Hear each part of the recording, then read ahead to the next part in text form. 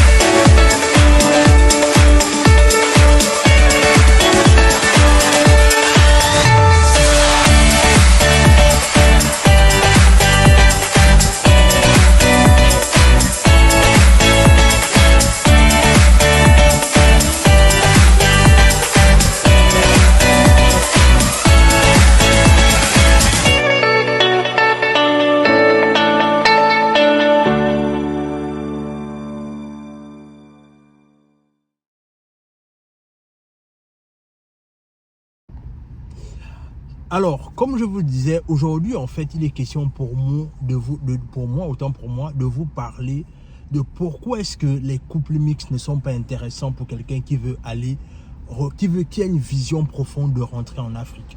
Parce qu'aujourd'hui, on va un peu parler des couples mixtes. Pourquoi est-ce que les couples mixtes sont un frein pour quelqu'un qui veut rentrer en Afrique, ou encore quelqu'un qui a un projet de vouloir rentrer en Afrique. Et pour bien illustrer ce propos, je vais parler de ma propre histoire, parce qu'en vérité, il n'est pas question de parler des histoires des autres. Il est question ici de parler de sa propre histoire. Alors, en vérité, moi j'étais, quand je suis arrivé aux États-Unis en qualité d'étudiant, j'étais un peu cet étudiant-là qui est venu pour étudier, pour chercher la vie aux États-Unis et également dans le long terme, chercher également une certaine intégration.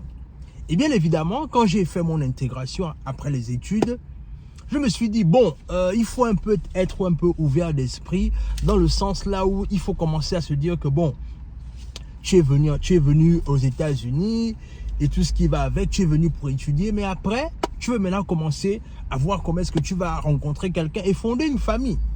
Et ce que moi j'ai fait, c'est que bien évidemment, comme tous les Africains, qui ont une certaine ouverture d'esprit en se disant, bon, je vais me mettre en couple avec une caucasienne, ce qu'on appelle ici des blanches. Je me suis mis avec une blanche. Et quand je me suis mis avec cette dame-là, on a commencé à être ensemble, on a commencé, c'est bien évidemment avant que je rencontre Asiana, on a commencé à se mettre ensemble, on a commencé à faire des projets et tout ce qui va avec. En tout cas, on s'est mis ensemble, on a commencé à vivre une relation. Et bien évidemment, ce qui s'est passé, c'est que dans la relation, bien évidemment, cette dernière va avoir un retard. C'est-à-dire, elle est tombée enceinte. Alors, comme tout Africain, je me suis dit, bon, de toutes les façons, il faut prendre tes responsabilités. Et puis, dans tous les cas, il y avait ce semblant du fait que voilà, la relation marchait. En tout cas, on s'entendait en tout cas, jusqu'à ce que le vrai visage commence à sortir. Et le vrai visage ici, c'est quoi? C'est-à-dire que on commence à voir que voilà, il y a des différences en termes d'habitudes, en termes de croyances, en termes de valeurs personnelles, il y a cette différence-là, en fait. Et là, à un moment donné, ça commence un peu à choquer. Là, on commence à se dire que, bon, à un moment donné, est-ce qu'on doit finalement continuer la relation ou est-ce qu'il faut faire un rétro-pédalage parce qu'on réalise que, voilà, on est tellement différents dans les pensées et tout ce qui va avec. Mais la vérité, c'est que la grossesse est déjà là. L'enfant est en train d'arriver. Il faut prendre une décision, en fait. Et à un moment donné, au fur et à mesure qu'on avance dans la relation, on finit par davantage découvrir les différences, en fait. On finit par découvrir le fait qu'il y a vraiment rien qui nous lie, en fait, avec le temps. Et malheureusement, il faut prendre une certaine décision. Et c'est là où non seulement je découvre d'abord que la relation ne marche pas, mais il y a encore une autre chose qui frappe dans la relation, c'est le problème du racisme. Déjà, la famille n'était pas prête à m'accepter, en fait. Et à un moment donné, on veut forcer les choses. On veut peut-être se dire que non, ça ira, ça ira, ça ira. Mais avec le temps, je sens que c'est pas bon, Warren. Un cœur me dit, Warren, c'est pas bon, man. Et je me souviens même encore une fois, mon ex-belle-mère, elle-même m'avait dit ça en face. C'est que nous, on n'est pas prêt à recevoir des gens de ta couleur dans notre famille, en fait. Et c'est là où j'avais compris une chose, c'est que en vérité, on connaît comment le racisme commence, mais on ne sait pas comment est-ce qu'il termine. Et c'est là où j'avais décidé que, écoutez, je pense que ce qui me reste juste à faire, c'est de partir de cette relation et de terminer cette relation. Parce qu'en vérité, je ne me sens pas à l'aise, je ne me sens même pas en sécurité dans cette relation. C'est la raison pour laquelle je trouve qu'il faut mettre fin à cette relation-là. Mais bien évidemment, c'était une relation douloureuse, mais c'était une relation, c'était une fin utile parce que il fallait que je me retrouve d'abord moi-même et que je trouve ce que je veux vraiment comme relation. Du moins, il faut que je trouve véritablement la personne avec laquelle je veux bâtir mon futur. Et bien évidemment, comme je vous ai dit au préalable, elle était déjà enceinte. Et ce qu'on a fait, c'est qu'on s'est entendu, j'ai pris mes responsabilités. Non, parce qu'en tant qu'homme africain, il faut pas fouiller tes responsabilités, c'est pas sérieux. Et en vérité, ce sera pas bon. L'enfant n'a rien demandé. Vous avez fait ce que vous avez fait. L'enfant est innocent. Il faut assumer, en fait. Et ce que j'ai fait, c'est que j'ai pris mes responsabilités en qualité de père. J'ai fait tout ce qu'il fallait pour que l'enfant arrive dans de bonnes conditions. Et à un moment donné, l'enfant est né. Et même là encore, l'autre chose aussi, c'est que je vais vous raconter peut-être dans la prochaine vidéo, là où, en fait, même en reconnaissant mes responsabilités, il y a eu un problème qui s'est passé au niveau de l'acte de naissance de l'enfant, en fait. Là où, en fait, la dame n'avait pas mis mon nom dans l'acte de naissance. Mais ça, je vais raconter ça dans une prochaine vidéo. Bref, je vais finir d'abord avec celle-ci. Alors, ce qui se passe, c'est quoi? C'est-à-dire, quand l'enfant arrive, je prends mes responsabilités, je paye tout, en fait, le trousteau et tout ce qui va avec. Et l'enfant naît et tout le monde est content. Et en vérité, pourquoi est-ce que je prends le temps de te raconter cette histoire, en fait? Pourquoi est-ce que je m'ouvre comme ça à toi intimement? En vérité, je prends le temps de te raconter cette histoire parce que nous, les Africains, malheureusement, on est beaucoup naïfs. C'est-à-dire, nous, les Africains, on souffre de cette naïveté-là. Je ne sais pas s'il faut appeler ça de la naïveté ou bien parce qu'on fait vite confiance, on se dit que la manière dont nous, on accepte vite les gens, c'est comme ça aussi que les autres peuvent nous accepter. Mais en vérité, c'est pas toujours le cas. C'est-à-dire, moi, quand j'ai rencontré cette dame-là, je me disais que voilà, je suis un Africain, je suis noir, elle est blanche, il ne devrait pas avoir de problème, en fait. Mais en vérité, la réalité était tout autre. Et l'autre chose aussi que je veux dire, c'est que nous, les Africains, c'est ça notre problème.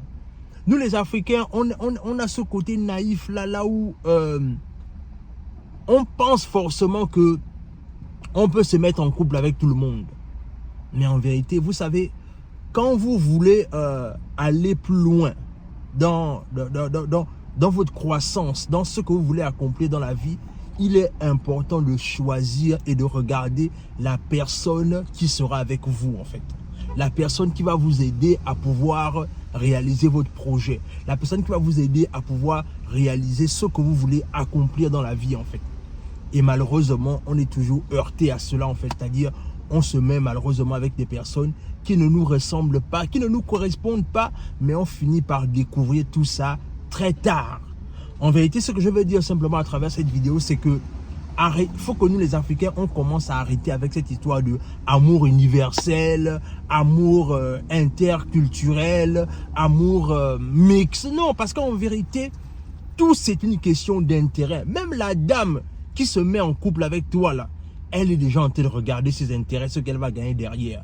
Mais alors que quand tu te mets avec ta sœur africaine, le plus important c'est que même si, parce que bien évidemment, comme on disait, les relations c'est les relations avec intérêt. Mais en vérité, il est mieux de te mettre avec ta sœur africaine qui partage les mêmes centres d'intérêt que toi, que d'aller te camoufler dans une relation là où c'est une relation mixte. Parce qu'en vérité, la face cachée de cette histoire-là, c'est que malheureusement, beaucoup de parents se retrouvent parfois en Occident. Ils n'arrivent même pas à avoir une relation avec leur enfant parce qu'ils se sont retrouvés dans les relations mixtes là où en fait, ça c'est fini en problème. Et comme ça c'est fini en problème, les gens n'arrivent même plus à s'asseoir pour parler. Même le père même n'arrive même plus à voir la visite de son propre enfant en fait. Et ça, on voit ça beaucoup dans notre communauté.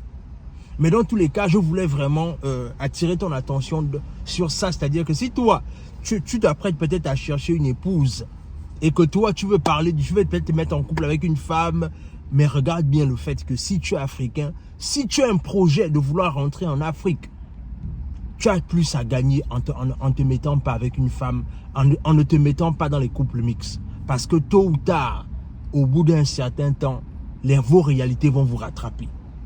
Et il faut vraiment, moi, j'ai même eu cette chance-là d'avoir fait ce retour en arrière. Mais même au-delà du fait que j'ai fait ce retour en arrière, parfois je deal avec certaines réalités que je n'aurais pas pu dealer si je n'avais pas fait un enfant avec une blanche. Dans tous les cas, je ne suis pas ici pour dire que les couples mixtes ne marchent pas. Non, ce n'est pas le but de ma démarche. Juste simplement en train d'exposer ce que moi j'ai vécu.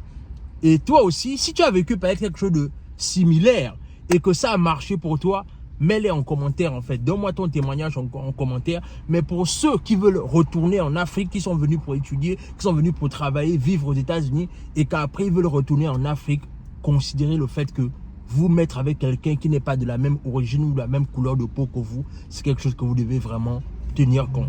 Dans tous les cas, abonnez-vous à la chaîne, partagez la vidéo autour de vous, laissez un like, laissez un commentaire.